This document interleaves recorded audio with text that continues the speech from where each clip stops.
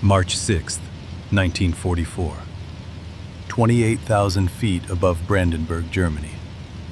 The oxygen mask pressed hard against Major Hans Kogler's face as he leaned forward in the cramped cockpit of his Messerschmitt Bf 109G6. The air at altitude was razor thin, the sky unnaturally clear, a pale blue bowl stretching unbroken to the horizon. Below him lay the forests, lakes, and rail lines of Brandenburg, territory that, by every calculation he had been taught, should have been safe. This was the inner shield of the Reich, less than 50 miles from Berlin itself. Kogler was not nervous. He was confident. For more than a year, the Luftwaffe's Reichsverteidigung doctrine had rested on a single, unchallenged assumption. American single-engine fighters could not reach this far into Germany. They could escort bombers to the Ruhr, perhaps to the western industrial cities, but not here. Not this deep. Not at this altitude. Physics forbade it. Fuel capacity, consumption rates, drag coefficients. Every chart and table said the same thing. Beyond a certain line, the bombers would always be alone. That assumption shaped everything. It dictated where radar stations focused their attention, how fighter divisions were allocated, when interceptors were scrambled, and where veteran pilots like Kogler were expected to fight. Central and Eastern Germany were considered a sanctuary, a vast hunting ground where German fighters could assemble, climb, and attack without interference. The Americans would come, yes, but naked, exposed, and vulnerable. Kogler's ground controller had reinforced that belief minutes earlier. The bomber stream approaching from the west was expected to be unescorted at this depth. The escort fighters, probably P-47 Thunderbolts, would have turned back long ago. Perhaps P-38 Lightnings might linger at the edge, but even those twin-engine machines were thought incapable of escorting bombers all the way to Berlin and back. The calculations had been done, rechecked, signed off by engineers and generals alike. Then the radio crackled. Single-engine fighters with drop tanks, altitude 12 o'clock high, American. The words did not register immediately. Kogler's mind rejected them on instinct. Single-engine fighters here, over Brandenburg, was not merely unlikely. It was impossible. No Allied aircraft with a single propeller had the range to fly from England to Berlin, fight, and return. The P-47's escort radius barely brushed German airspace. The P-38, on its best day, might reach Hanover. Berlin lay far beyond every known limit. Kogler felt the cold spread through his chest before he consciously understood why. He looked up, squinting against the glare, and saw them. At first they were only flashes, silver glints against the sun, contrails etched sharply across the sky. Then the shapes resolved. Squared wingtips, long, clean fuselages, wings that seemed too thin, too elegant for the brutal business of air combat. These were not Thunderbolts. They were not Lightnings. They were North American P-51B Mustangs. They flew with a confidence that was unmistakable.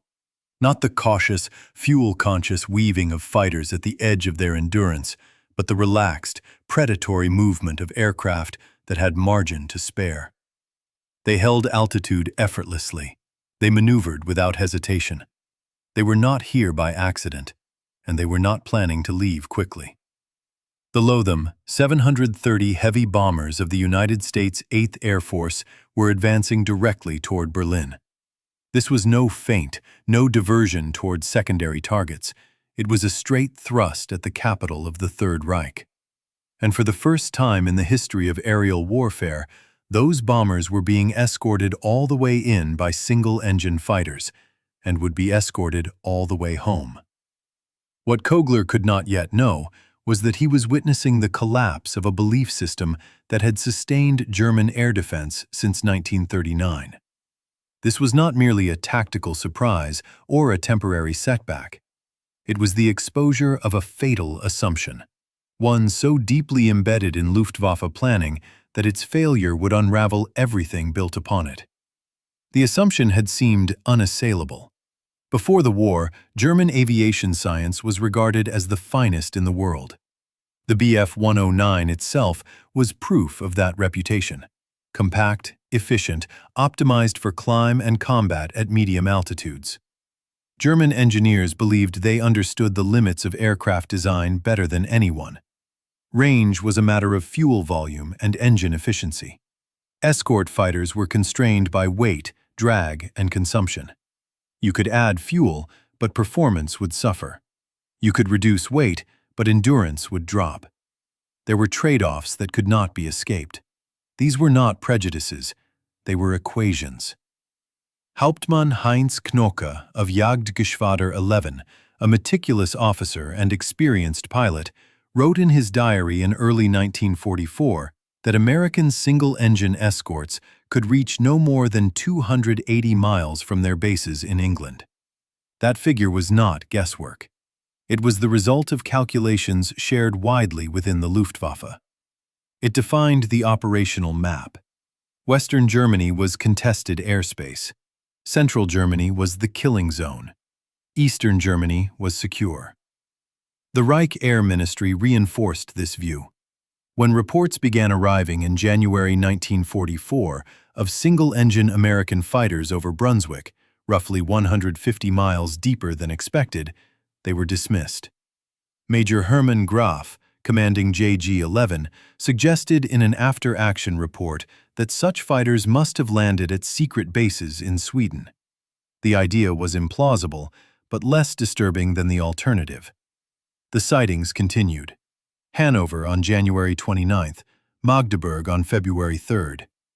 Each report stretched the supposed limits of American range, and each was met with institutional denial. On February 15th, the Reich Air Ministry issued a directive stating categorically that reports of American single-engine fighters beyond the Ruhr were misidentifications of P-38s or friendly aircraft. Pilots who insisted otherwise would be referred for medical evaluation.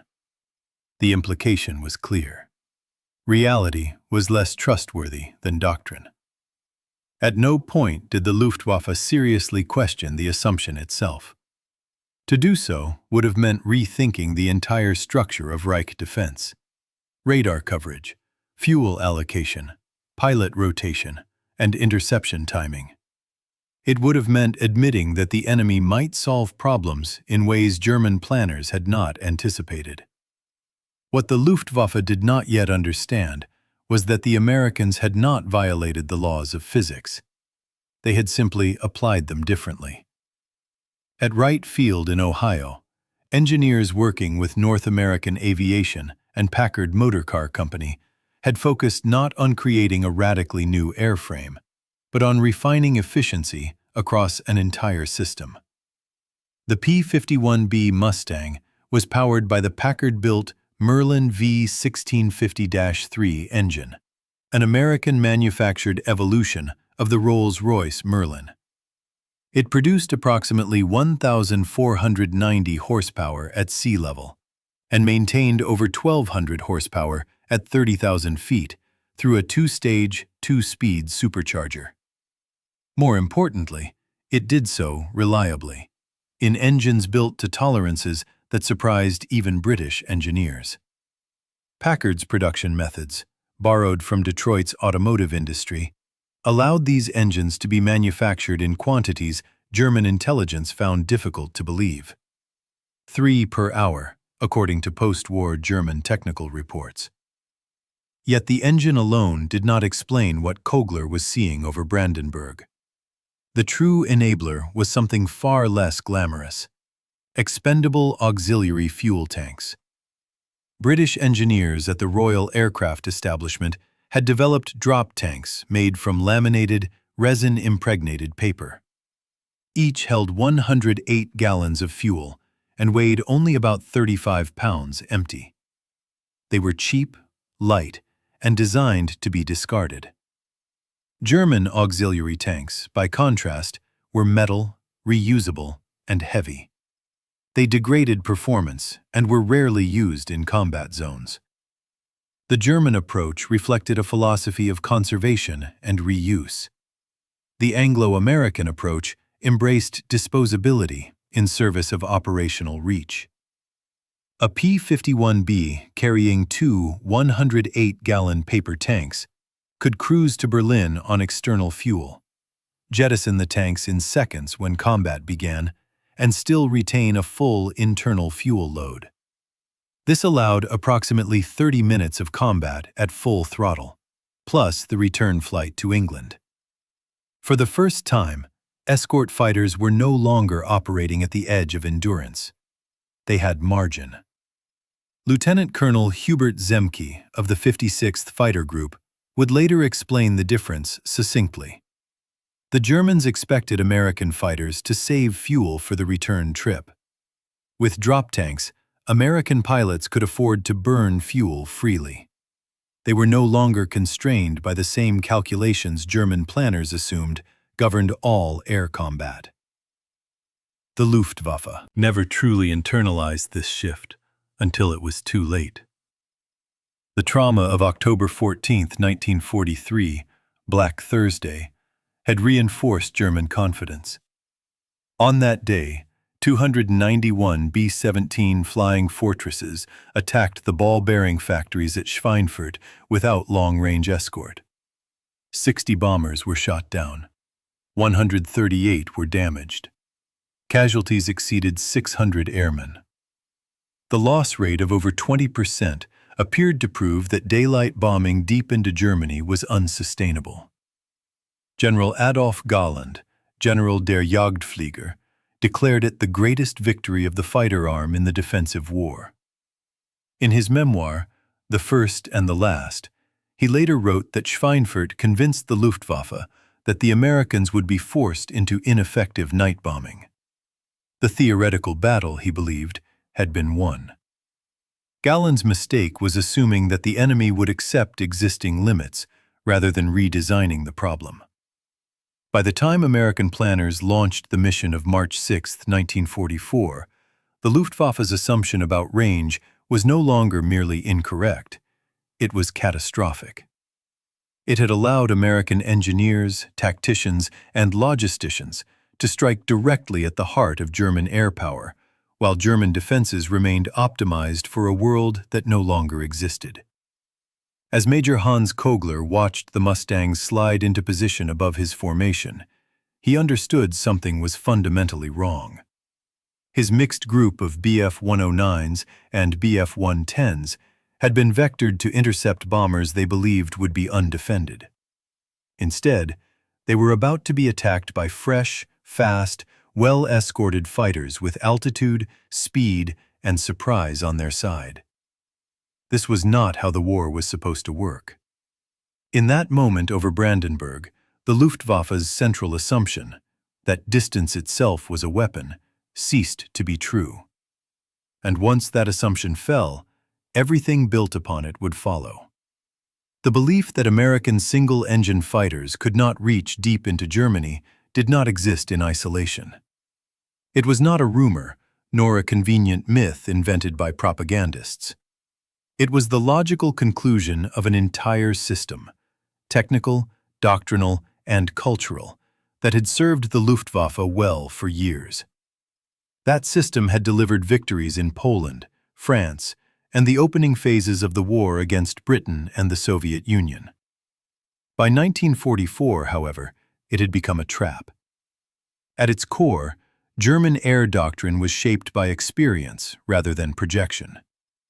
The Luftwaffe had been built to support rapid, decisive campaigns on the European continent. Its fighters were designed for short-range interception and tactical superiority over the battlefield, not for prolonged escort or deep strategic penetration. The Bf-109, first flown in 1935, embodied that philosophy. Compact, lightweight, and optimized for climb and acceleration, it was lethal within a limited radius of its bases. Fuel capacity was deliberately constrained to keep weight low and handling sharp. That design choice had never been questioned seriously, because it had never needed to be. During the campaigns of 1939 and 1940, German fighters operated close to their airfields. In France and the Low Countries, bases moved forward with the ground armies. In the Battle of Britain, range limitations were recognized, but the Luftwaffe believed the solution lay in destroying the Royal Air Force quickly, not redesigning its own aircraft. When that effort failed, the strategic lesson was not fully absorbed.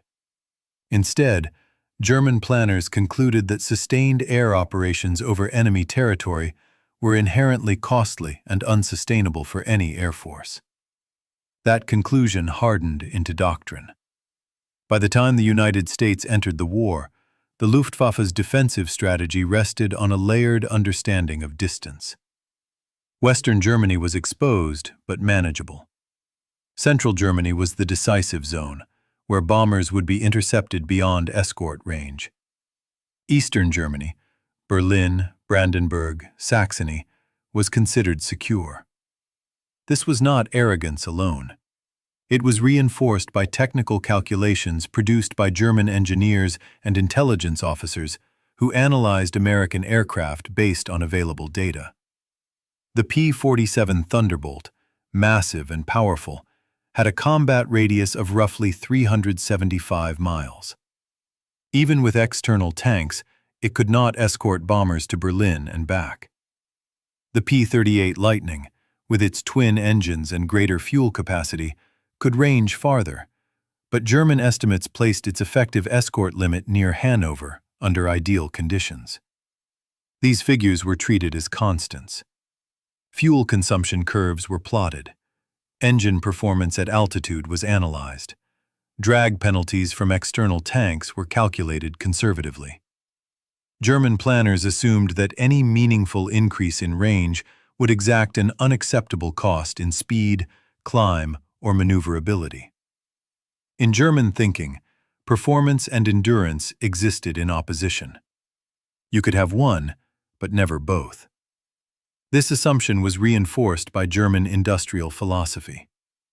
German aircraft production emphasized precision, craftsmanship, and technical excellence. Engines like the Daimler-Benz DB605 were masterpieces of compact engineering, delivering high power from relatively small displacement. But they were complex, sensitive to manufacturing tolerances, and difficult to maintain under field conditions. Production volumes were limited not only by bombing, but by the very methods used to ensure quality. Auxiliary fuel tanks followed the same logic. German drop tanks were made of metal, designed for reuse, and manufactured with care.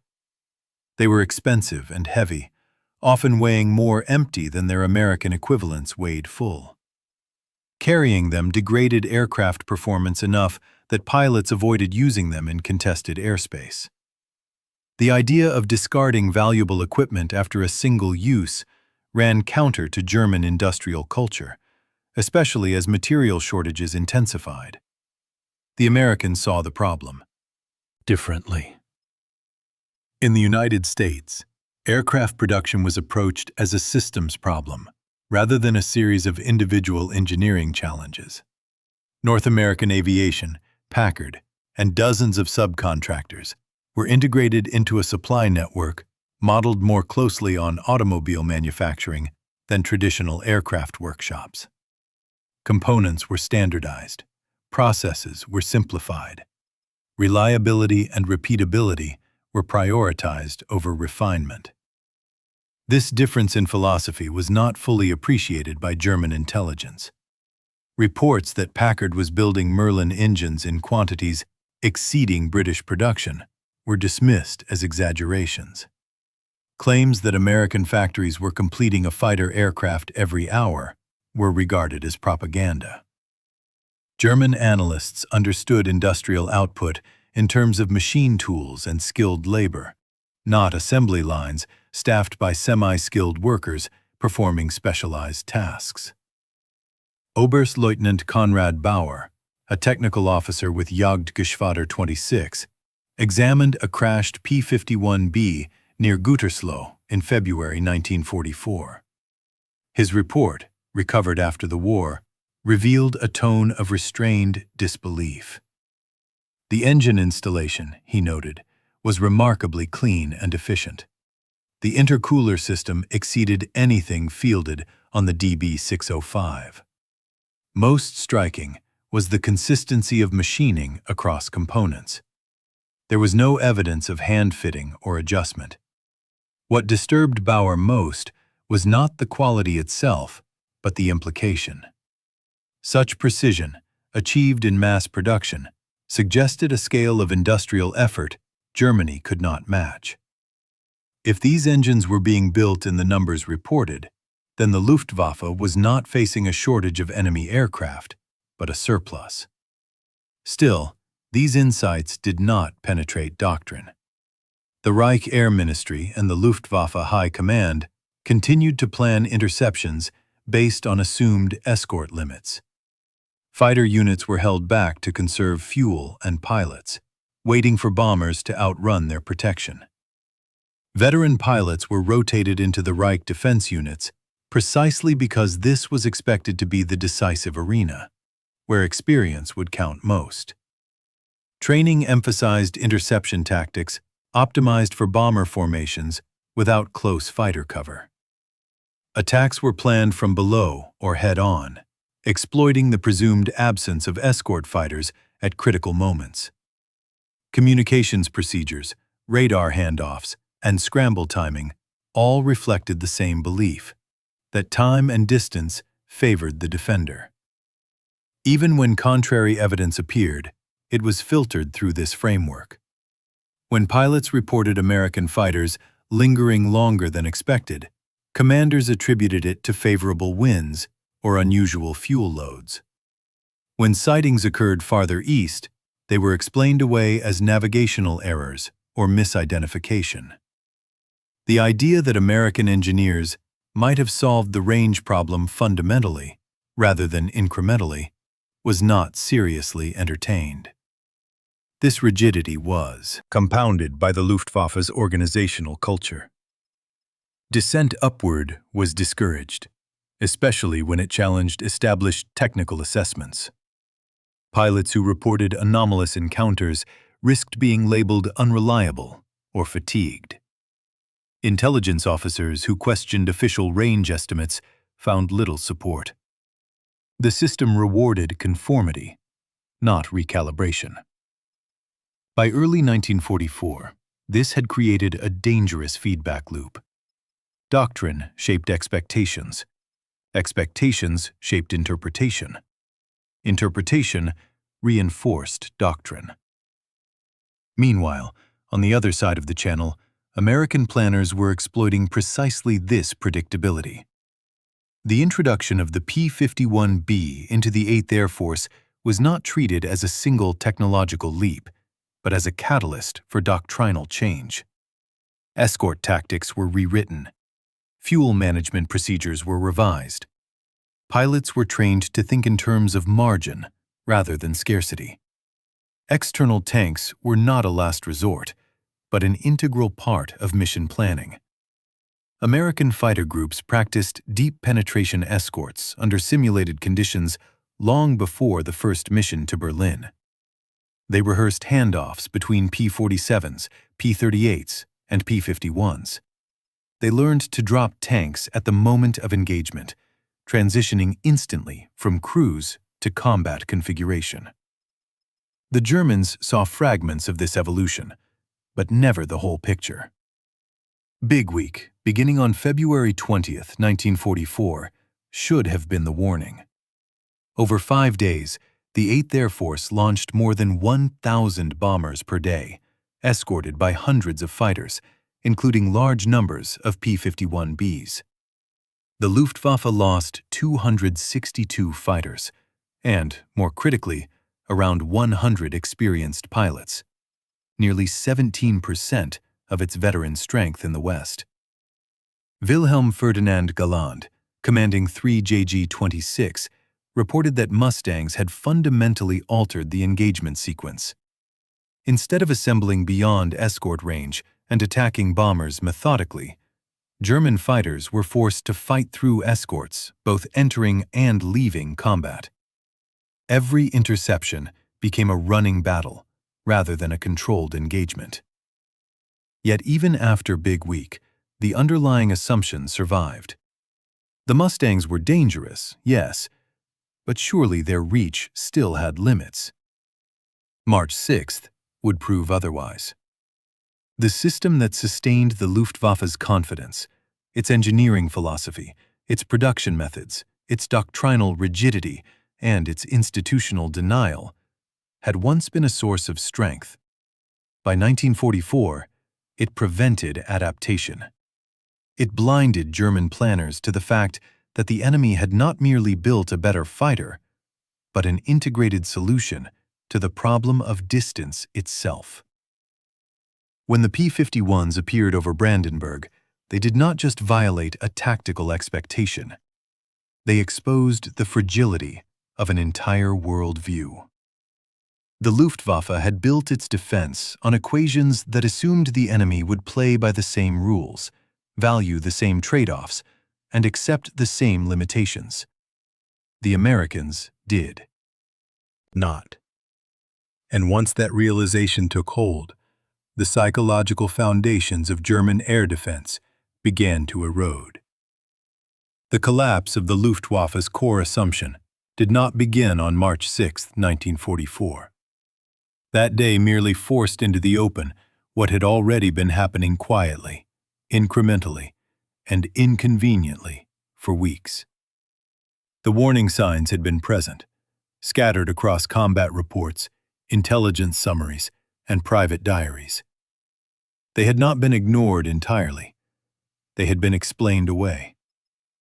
In January 1944, Major Hermann Göring, commanding Jagdgeschwader 11, encountered American single-engine fighters near Brunswick. The location alone made the encounter unsettling. Brunswick lay roughly 150 miles deeper into Germany than American escorts were believed capable of operating. Graf was not an excitable officer. He was one of the Luftwaffe's most experienced commanders, a veteran of the Eastern Front with over 200 aerial victories. When he submitted his after-action report, he chose his words carefully. The fighters, he wrote, must have refueled at secret bases in Sweden. The explanation was implausible, but it preserved the underlying assumption. If American fighters could not reach Brunswick from England, then they must have cheated. The alternative, that the calculations were wrong, was too disruptive to consider. Graf's report was circulated, read, and quietly dismissed. No further investigation followed. Similar reports began arriving with disturbing regularity. On January 29th, American single-engine fighters were sighted near Hanover. On February 3rd, they appeared near Magdeburg. Each sighting pushed the supposed escort boundary farther east. Each one was filed under misidentification, navigational error, or pilot confusion. The Reich Air Ministry responded not by adjusting doctrine, but by issuing a directive. On February 15, 1944, the ministry stated unequivocally that reports of American single-engine fighters beyond the Ruhr were incorrect. Such aircraft were to be assumed either twin-engine P-38 Lightnings or friendly machines. Pilots who persisted in reporting otherwise would be referred for medical evaluation. The message was unmistakable. The system preferred psychological explanations to technical ones. This response had a chilling effect. Fighter pilots learned quickly what kinds of observations were acceptable and which were not. Squadron commanders, already under pressure from rising losses, discouraged speculation. Combat reports were edited to conform to expectations. American fighters seen deep over Germany were reclassified on paper, even when pilots privately doubted their own words. Yet doubt was spreading. Hauptmann Heinz Knock of JG-11, whose diary would later become one of the most valuable personal records of the Reich defense campaign, noted his unease as early as February. "The Americans," he wrote, "seemed to be appearing where they should not be able to appear."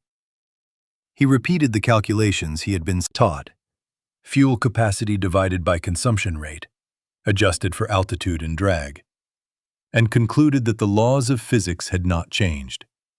The Americans, therefore, must be mistaken. This was the paradox at the heart of the Luftwaffe's growing crisis. German pilots trusted their mathematics more than their eyes. The first institutional fracture appeared not in fighter units, but in intelligence. Luftwaffe analysts began receiving fragments of physical evidence that did not fit established models. In fields across western and central Germany, unfamiliar debris was being recovered after air battles. Pieces of lightweight material, stamped with American markings, were found near crash sites and bomber routes. These were not metal fragments. They were paper. At first, they were dismissed as fuel containers from bombers or discarded supplies. Only later did technical officers realize their significance. They were auxiliary fuel tanks, drop tanks, made from laminated paper impregnated with resin. They were light, disposable, and designed to be used once. The implications were profound. German engineers had never considered such an approach viable. Paper was fragile. Fuel was volatile. The idea of hanging large quantities of aviation gasoline beneath a fighter in a container designed to be discarded ran counter to German engineering sensibilities. Yet the evidence was there, lying in German fields. Oberstleutnant Konrad Bauer, already unsettled by his examination of the P-51B near Gütersloh, noted the presence of such debris in his report. "The tanks," he wrote, "were extraordinarily light. They imposed minimal drag. They allowed fuel to be carried without permanently burdening the aircraft." Still, these observations did not translate into doctrinal change. The Luftwaffe's leadership was struggling with more immediate crises. Fighter losses were mounting. Pilot attrition was accelerating. Fuel shortages were beginning to constrain training schedules. In this environment, the range of American escorts seemed like an abstract problem compared to the daily reality of combat. Then came Big Week. Beginning on February 20th, 1944, the 8th Air Force launched a sustained series of attacks against German aircraft production facilities. Over 5 days, more than 3,800 bomber sorties were flown, supported by approximately 3,300 fighter sorties. For the first time, P-51Bs were employed in large numbers as deep escort fighters. The Luftwaffe responded with everything it had. Over Germany, fighters rose in waves to meet the bomber streams. They found themselves engaged almost immediately, not at the expected handoff points, but far earlier and far deeper than planned. American escorts did not peel away as anticipated. They stayed with the bombers, fought through interception zones, and returned again and again. By the end of Big Week, the Luftwaffe had lost 262 fighters. More damaging still was the loss of approximately 100 experienced pilots. These were not easily replaced. Many had survived years of combat on multiple fronts. Their absence was felt immediately at the squadron level. Wilhelm Ferdinand Galland, commanding 3JG-26, reported after Big Week that the appearance of Mustangs had fundamentally altered the nature of Reich defense. German fighters were now forced to fight their way through escorts to reach the bombers, then fight again to disengage. Fuel consumption skyrocketed. Engagements became chaotic. There was no longer a predictable moment when the bombers would be exposed. Even so, the Luftwaffe clung to the belief that these conditions were temporary. Big Week, it was argued, represented an extraordinary concentration of effort. The Americans could not sustain such operations. The Mustangs, though formidable, must still be operating at the edge of their endurance. Given time, the old patterns would reassert themselves. This belief was reinforced by selective interpretation of results. German propaganda emphasized the number of bombers shot down.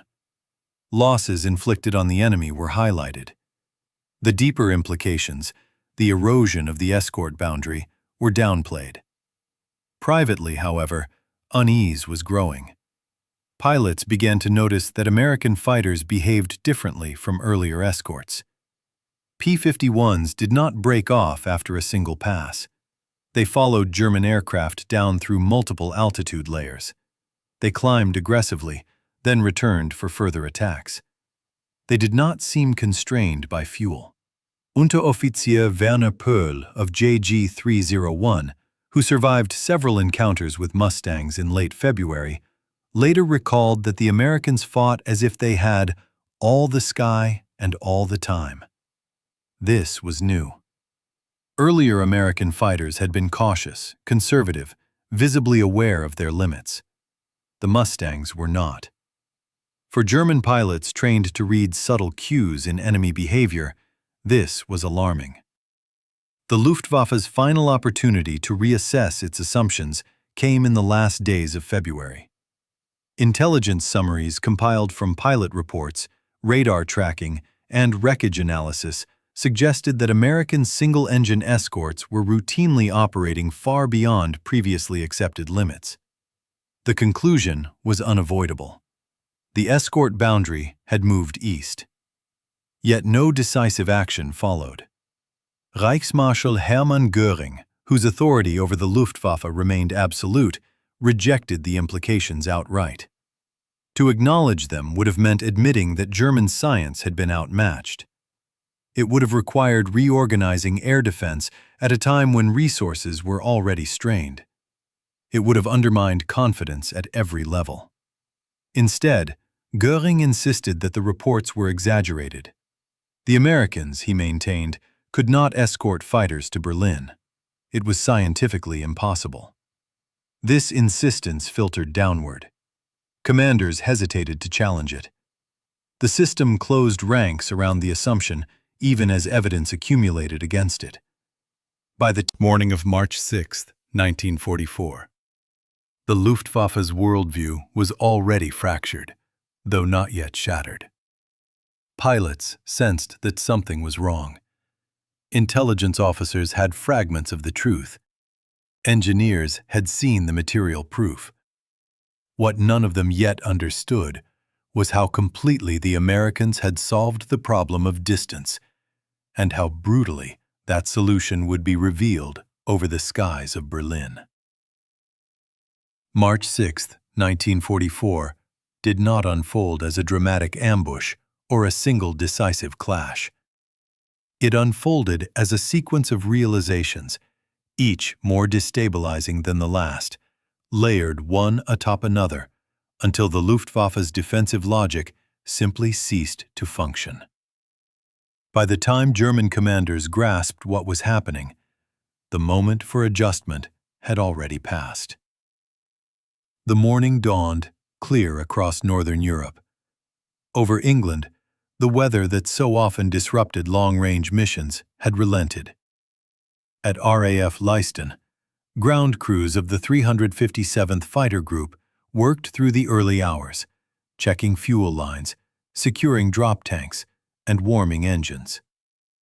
The unit's P-51B Mustangs were scheduled for the most ambitious escort mission yet attempted: continuous fighter protection to Berlin and back. At 0600 hours, Colonel Henry Spicer addressed his pilots. The briefing was direct and unembellished.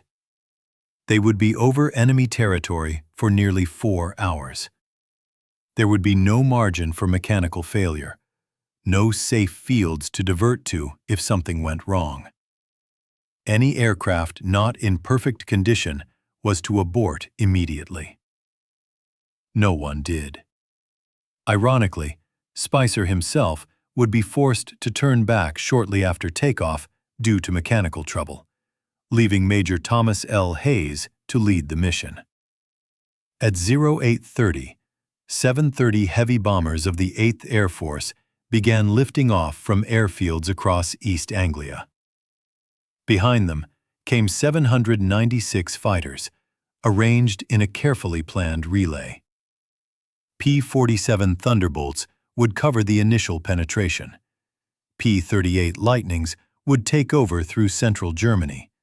And then, for the deepest penetration, the Mustangs would assume responsibility. In Germany, radar stations along the North Sea coast began tracking the growing formation as it assembled. At Dobitz, the primary fighter control center responsible for Berlin's defense, plotting boards filled steadily with markers. The approach looked familiar. The Americans had threatened Berlin before, only to turn away toward targets in Western Germany. This was assumed to be another such feint. General Major Otto Desloch, commanding the 1st Fighter Division, chose to wait. Scrambling fighters prematurely would waste fuel and exhaust pilots if the bombers turned back as expected. The Luftwaffe's defensive doctrine depended on patience as much as aggression. At 11:30 hours, the bomber stream crossed into German airspace near Arnhem. Interceptions began over the Netherlands and Western Germany. As planned, P-47s engaged German fighters rising from forward bases. Reports confirmed what Luftwaffe controllers expected to hear. The American escorts were thinning. Fighters were turning back. By early afternoon, the bombers appeared to be alone. At 12:55 hours, as the formation approached Berlin, Major Hans Kogler led his mixed force into position. His group consisted of 7 Bf-110 heavy fighters, pressed back into daytime service due to shortages, and 41 single-engine Bf-109s. Ground controllers had assured him that the American escorts had reached their fuel limits. This was the moment the Luftwaffe had trained for. What Kogler did not know was that above him, 33 P-51B Mustangs of the 357th Fighter Group had emerged from broken cloud cover, having fought navigation errors and weather across Germany. 15 of their original 48 aircraft had turned back with mechanical issues. The remainder pressed on. Major Thomas Hayes later described the moment in his combat report. As the Mustangs broke through the cloud layer, they saw B-24 Liberators below and to the left, and, almost simultaneously, a concentration of German fighters positioning for attack. The German aircraft had not seen them. The Mustangs held both altitude and surprise. Hayes did not hesitate. "Greenhouse Squadron, this is Greenhouse Leader," he called. "Bandits at 2 o'clock low. Drop tanks and attack." Dozens of paper tanks fell away, tumbling end over end toward the fields below Berlin. In seconds, the Mustangs transitioned from long-range escorts into clean, fully combat-capable fighters. Their engines surged as pilots pushed the throttles forward. Feldwebel Jan Müller of JG-11, flying one of the escorting Bf-109s, later described what followed. His formation was just beginning its dive toward the bombers when tracer fire streaked past his canopy from above. He looked up and saw American fighters diving out of the sun. At first, he assumed they must be captured aircraft, some kind of deception. Single-engine American fighters over Berlin made no sense. Then he saw the drop tanks falling away in clusters, and the realization hit with full force. These fighters were real, and they had range he had never believed possible. The engagement lasted barely 12 minutes. The German formation, focused entirely on the bombers and arranged for a downward attack, was caught completely out of position. The Mustangs tore through the interceptors with speed and precision. German pilots scattered, diving, climbing, turning sharply in an attempt to escape attackers who always seemed to have more energy. The 357th Fighter Group claimed 20 enemy aircraft destroyed without losing a single P-51. Hayes himself shot down a Bf-109 G6 near Vritzen, then led additional attacks against a nearby airfield before reforming. Whether every claim was confirmed mattered less than the immediate effect. German interception over Berlin had failed catastrophically. For the Luftwaffe, the shock radiated outward from that failure. At Karrenhall, his estate north of Berlin, Reichsmarschall Hermann Göring was at lunch when the first reports reached him. General Adolf Galland was on the line. American fighters, Galland said, were over Berlin. Single-engine fighters. Göring rejected the report outright. He accused Galland of repeating rumors. He demanded confirmation. When multiple sources corroborated the sightings, Göring's anger escalated into fury. According to his adjutant, Göring smashed his wine glass against the wall and shouted accusations of sabotage and cowardice. Yet even as he raged, Göring could see the evidence himself.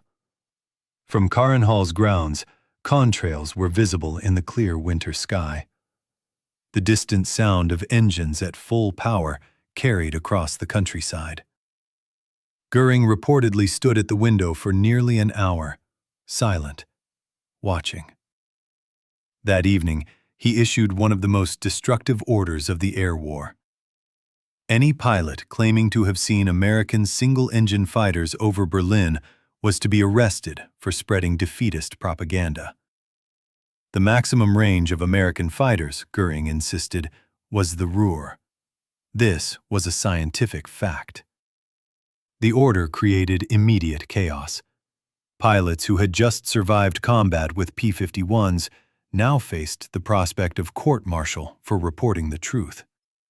Some squadron commanders instructed their pilots to describe Mustangs as P-38s in combat reports. Others ignored the order entirely, judging it detached from reality.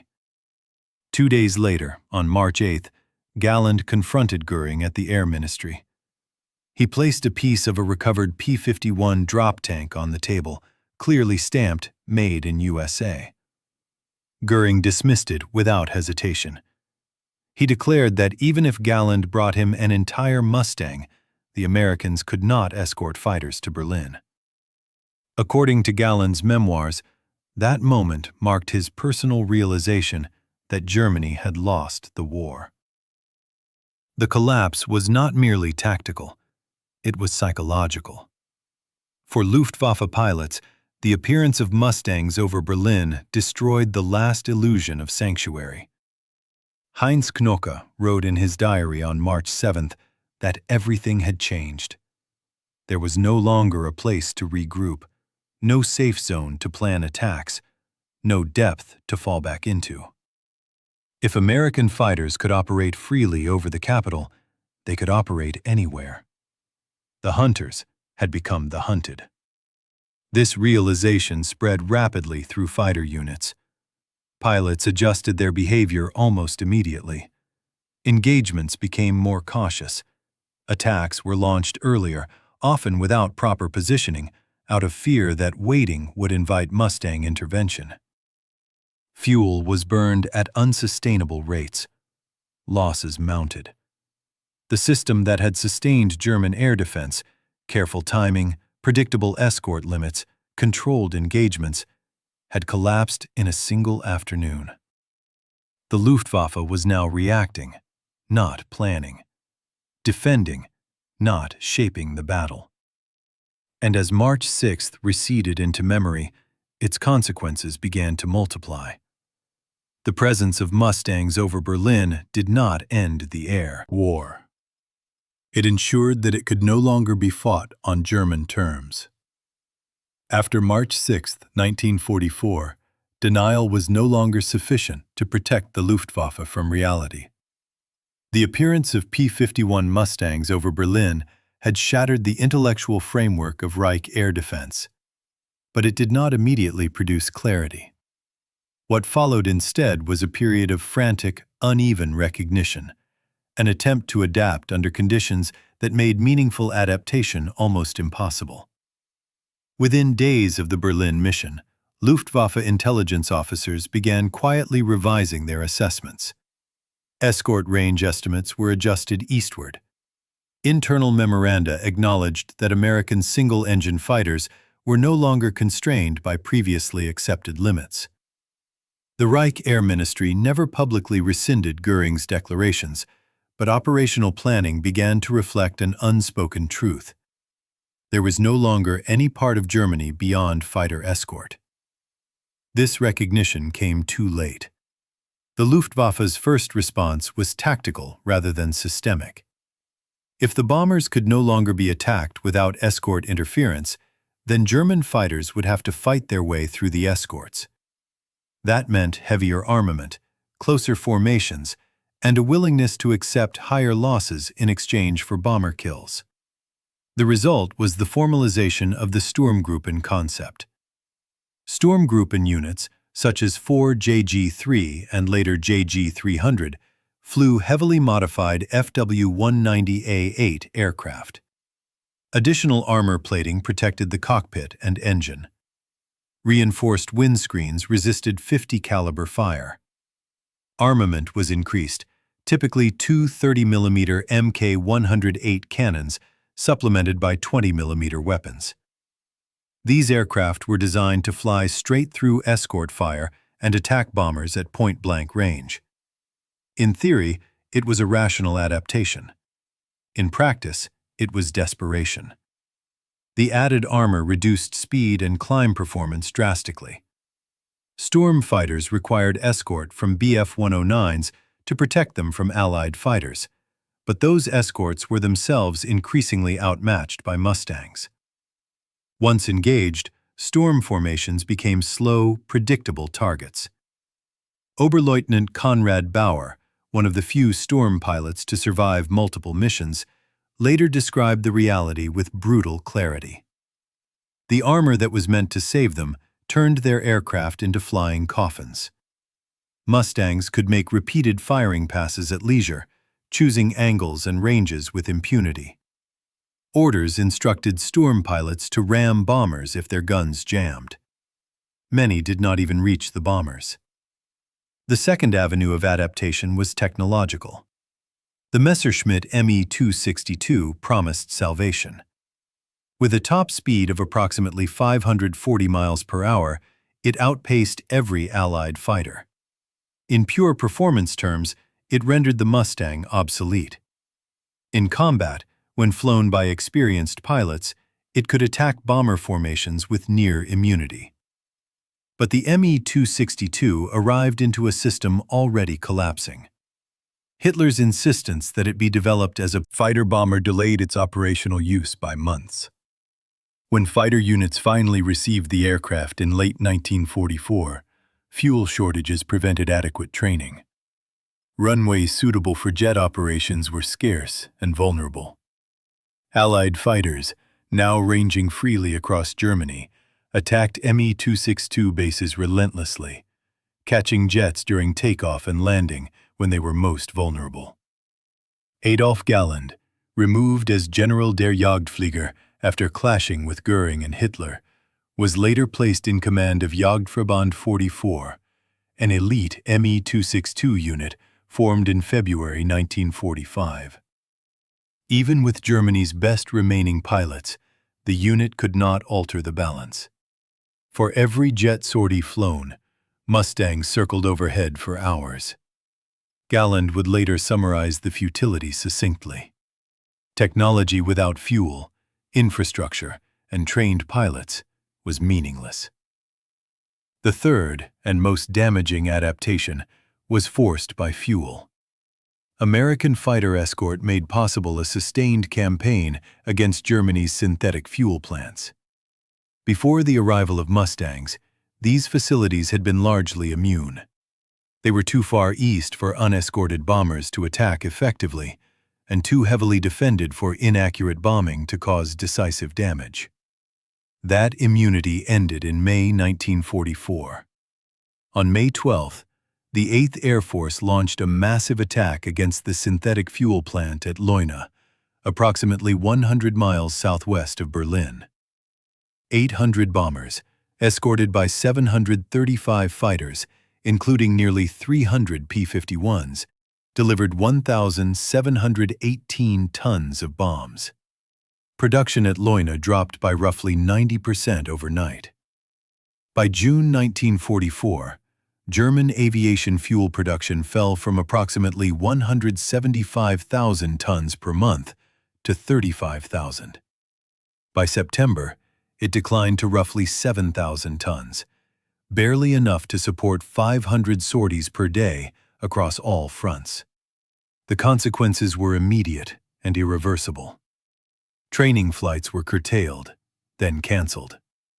New pilots arrived at frontline units with as little as 50 hours of total flight time, compared to 250 hours standard in 1942.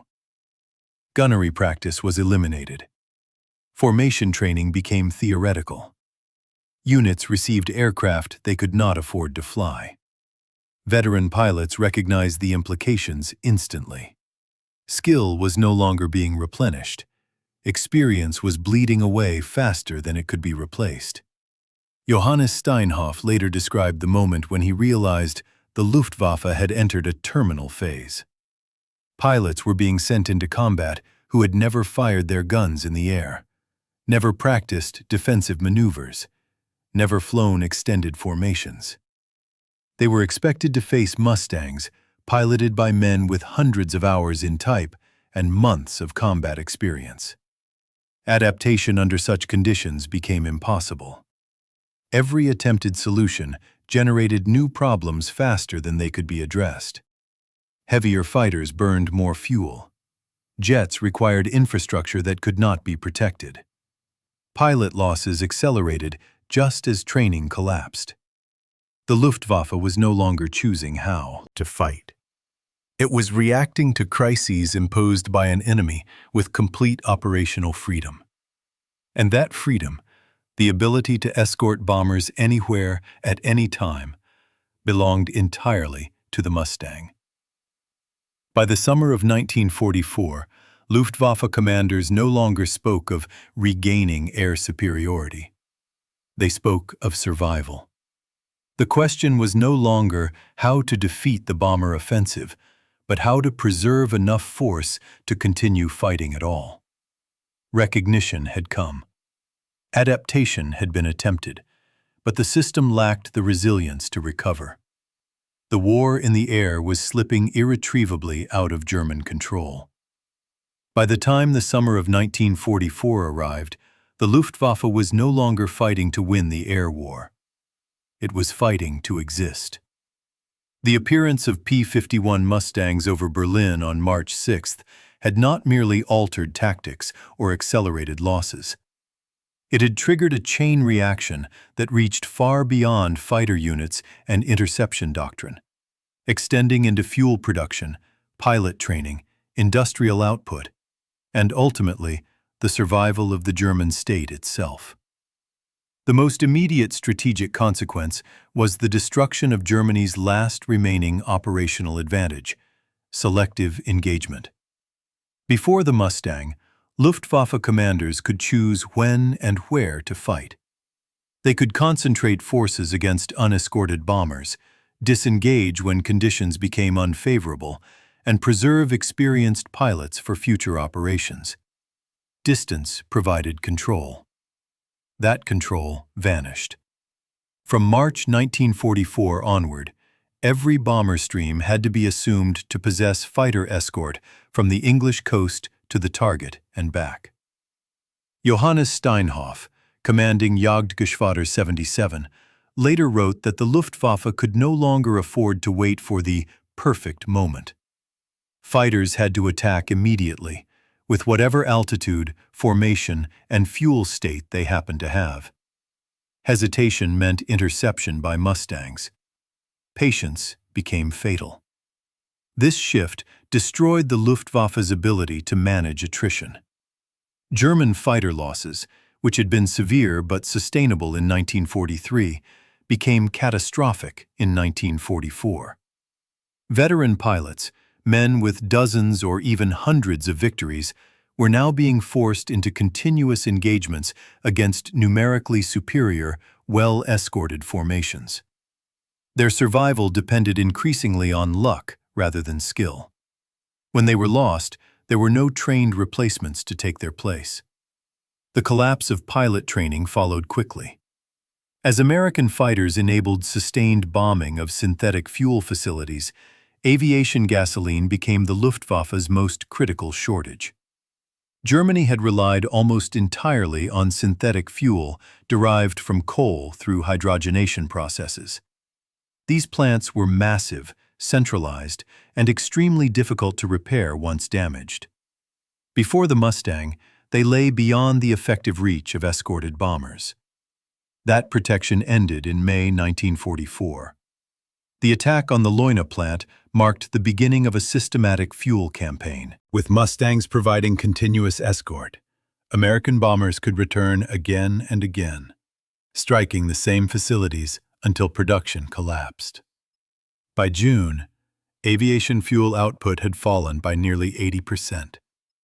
By September, it was barely 4% of pre-attack levels. The effect on training was immediate.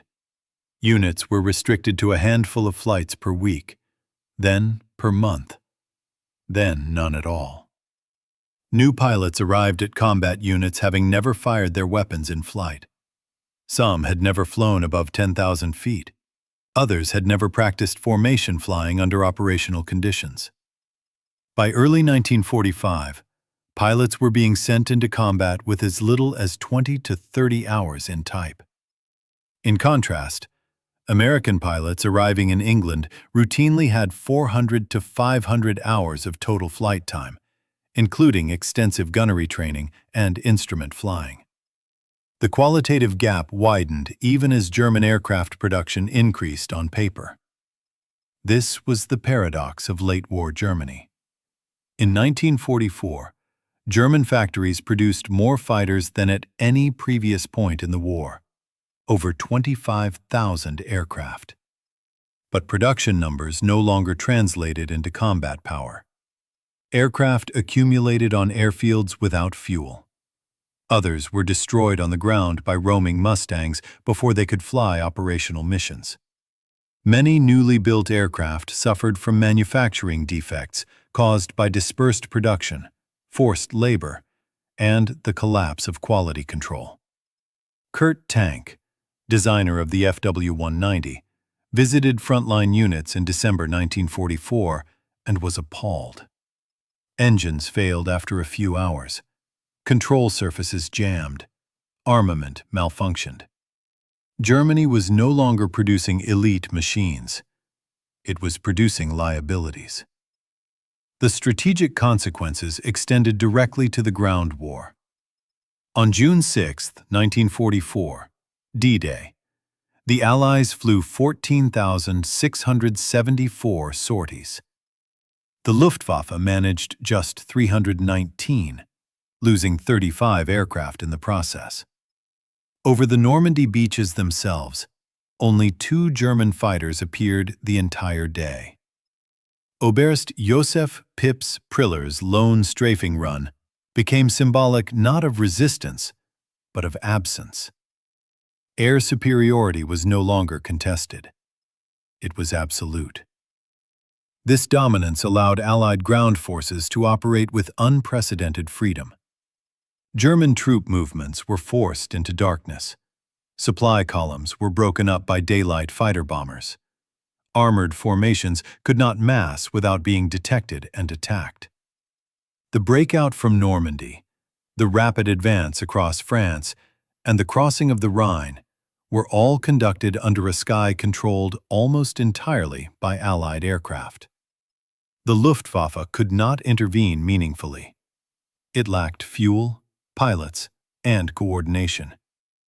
Every attempt to reassert itself, whether through Sturmgruppen assaults or jet operations, was crushed by the same factor that had begun the collapse.